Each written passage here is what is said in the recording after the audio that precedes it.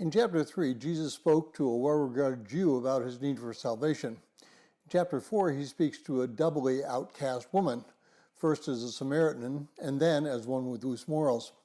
Notice he doesn't differentiate between either of their needs.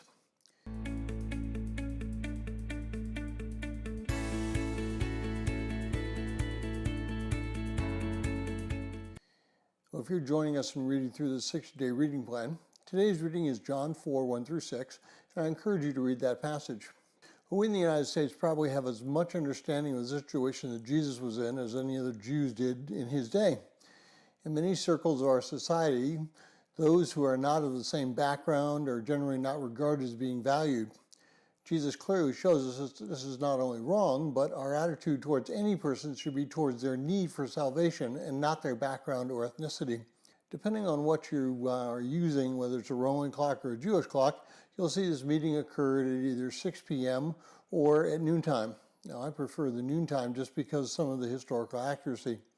People who are not regarded well in society would generally not associate with them in general society, and noontime would be the time that they would go out to the wells so they would not be confronted by others.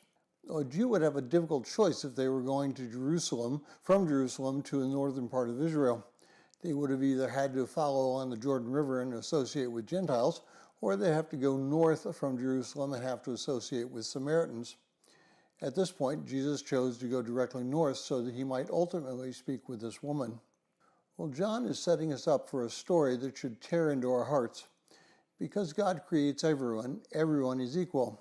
It doesn't matter what their cultural background is, their ethnicity, or wherever they live. Everyone has the same need. We all have sinned, and therefore we all need salvation. It is time for us as believers to tear down the walls of prejudice.